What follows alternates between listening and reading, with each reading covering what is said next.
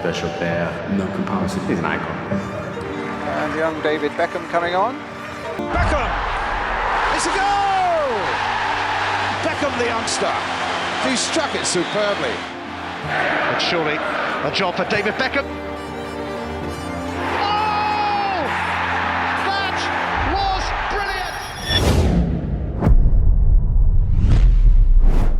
We all remember David Beckham for his legendary free kicks and his championship titles, for that iconic, curving shot that seemed to defy physics, for captaining England, and for his time at Manchester United and Real Madrid.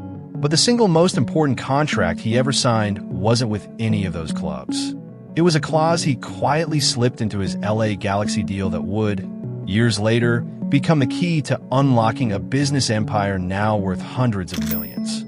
This is the story of the universal problem every athlete faces, the ticking clock on their career. And it's the story of how David Beckham solved that problem so brilliantly. His moves in the boardroom became even more legendary than his moves on the field. This is how David Beckham, the footballer, secretly became David Beckham, the business genius. When David Beckham retired from professional football in 2013, he was already one of the most famous people on the planet. For 2 decades, he wasn't just a player, he was a global brand. Alongside his wife, Victoria, Brand Beckham was a cultural phenomenon. He had huge endorsement deals with giants like Adidas, H&M, and Pepsi. He was the face of their campaigns, a charismatic billboard for their products. And for most athletes, that's where the story ends. You endorse products, you make your money, and when the spotlight fades, so does the income. But Beckham understood a fundamental truth most people miss. Being the face of a brand is temporary, but owning the brand is forever. This realization marked the critical shift in his thinking. His playing career was a launch pad, not the destination. Early on, his deals were traditional. He was paid handsomely to show up, smile, and sell a product. But as his career wound down, he began to see the bigger picture. He wasn't just an athlete with influence. He was a business with untapped potential. The problem wasn't a lack of fame or money. It was a lack of control and ownership. And that was the problem he set out to solve. Not with another free kick, but with a playbook he carefully built. The first play in Beckham's new book was a total flip of the script. He would no longer just be a paid ambassador. He would become an owner. The most powerful example of this is his deal with Authentic Brands Group, or ABG.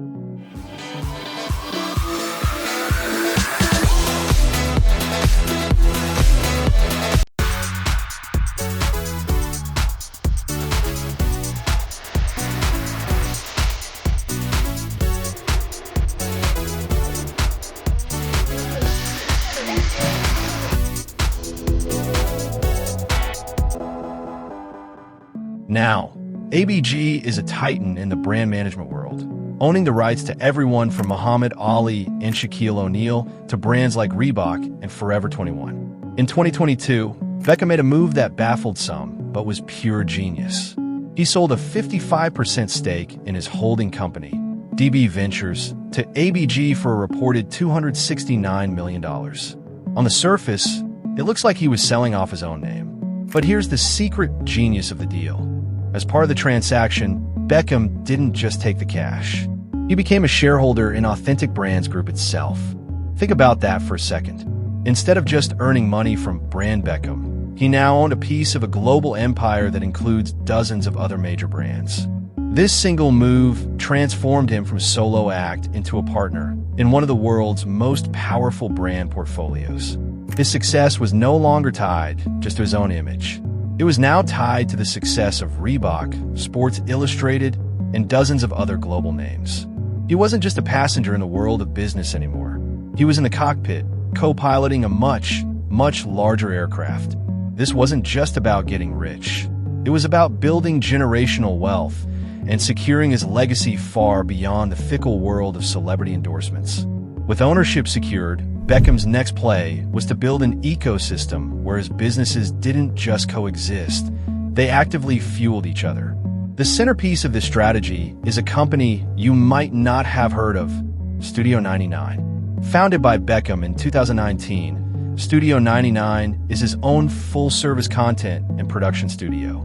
This is where the magic happens. Instead of relying on others to tell his story, he built the machine to tell it himself. Studio 99 produced the Emmy award-winning Netflix documentary series, Beckham, which was a global phenomenon. That series didn't just entertain people. It massively boosted the value of Brand Beckham, which in turn benefited every single one of his other business ventures. It's a brilliant self-feeding loop. Studio 99 creates content about his life and career. This content drives interest in his personal brand. That brand power then elevates his partners, like Adidas, Tudor Watches, and his design collaboration with Hugo Boss. Meanwhile, Studio 99 has also produced other compelling sports documentaries, like 99, about Manchester United's treble-winning season for Amazon Prime Video. He's not just waiting for opportunities, he's creating them. By controlling the narrative and the means of production, Beckham ensures that every part of his empire is working to support the others. It's a closed-loop system where he owns the story, the production, and the distribution of his own brand, a level of control few celebrities ever achieve. But the single greatest move of Beckham's business career, the one that will be studied for decades, was a seed he planted all the way back in 2007. This is the Masterstroke. When Beckham left Real Madrid to join the LA Galaxy, many in the football world were stunned. He was seen as taking a massive 70% pay cut to move to a lesser league. But what they didn't see were two secret clauses hidden in the fine print of his contract. The first gave him a percentage of all LA Galaxy revenue, from ticket sales to merchandise, to hot dogs. That clause, combined with endorsements, ultimately earned him an estimated $255 million over 5 years, making him the highest-paid player in the world at the time. But the second clause was the true game-changer. It gave him the right to purchase an MLS expansion team after his retirement for a fixed fee of just $25 million.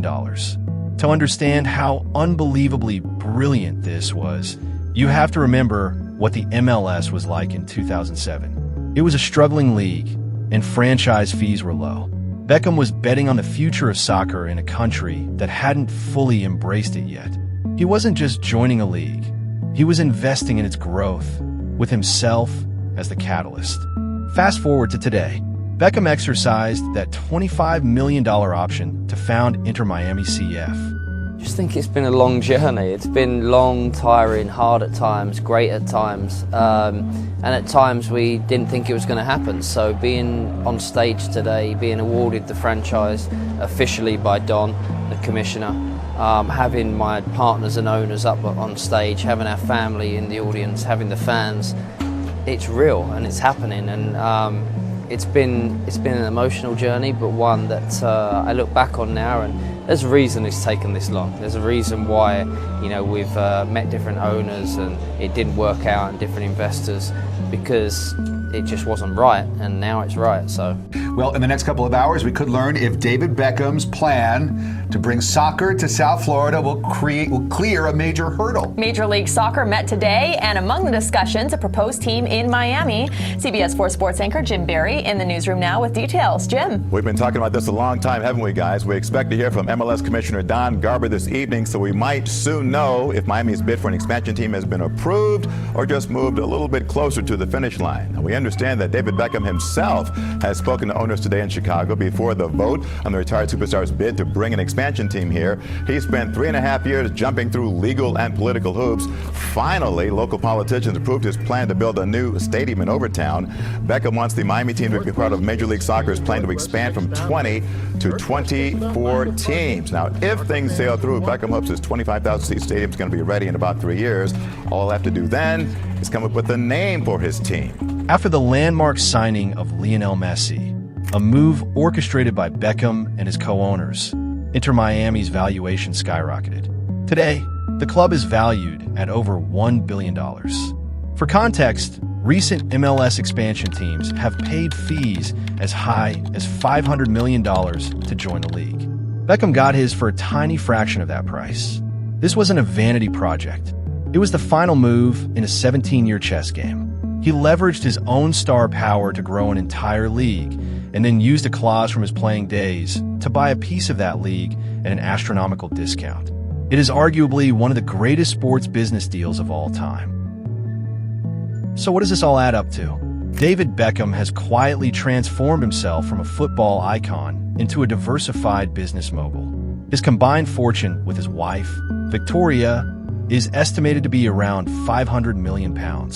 His empire is a masterclass in modern brand building. He has a stake in Inter Miami CF, and as we covered in our last video, he and his team completely broke the league by bringing Lionel Messi to the US, making the club one of the most valuable football franchises in the Americas overnight. He has a shareholder position in Authentic Brands Group, giving him a piece of a massive and growing portfolio. He owns Studio 99, his content engine that powers the entire ecosystem. He maintains a stake in Salford City FC, a club he co-owns with some of his former Manchester United teammates. And he continues to secure lucrative partnerships with global brands like Stella Artois, Maserati, and Nespresso. He has even turned a personal hobby, beekeeping, into a new snack brand. His company, DRJB Holdings, saw its pre-tax profits jump significantly in a recent year, showcasing the incredible growth his ventures are experiencing. He is no longer just David Beckham, the celebrity. He is David Beckham, the chairman, the president, the owner, the strategist, and now a sir. Beckham's playbook is more than just a story of success. It's a blueprint for how to turn fame into a lasting legacy. It's a lesson in long-term vision, strategic partnerships, and the power of ownership.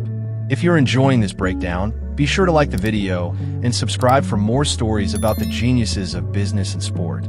When we look back at David Beckham's career, we will always remember the free kicks. We'll not forget the championships and the iconic number 7 shirt. But his true genius wasn't just his ability to bend a football, it was his ability to see the entire field of business. He executed a flawless transition from player to owner, from face to shareholder, and from celebrity to mogul. He played the long game, while everyone else was focused on short term. The secret to his success wasn't loud or flashy. It was quiet, strategic, and built over decades. He didn't just build a brand. He built a diversified, self-sustaining empire. And in doing so, David Beckham didn't just secure his own future. He created a new blueprint for what it means to be an athlete in the business world. Football isn't just played on the pitch, it's controlled from the top. Behind every goal, there's a billion-dollar decision. PSG paid 222 million euros for Neymar. Manchester City's revenue, 825 million. This is the power game. From locker rooms to boardrooms, power is strategy, psychology, and legacy. Great leaders influence, inspire, and dominate. They master 3 things: strategy, psychology, legacy, Guardiola's tactical adjustments, Klopp's halftime speeches, Mourinho's mind games. This is football's invisible battlefield. From the streets, from nothing to glory, 100,000 believers. To the tactics, FTG intel, over 100,000 thinkers. To the power, from glory to power. This is where football meets money, leadership, and legacy. From glory to power, the business, the power, the game.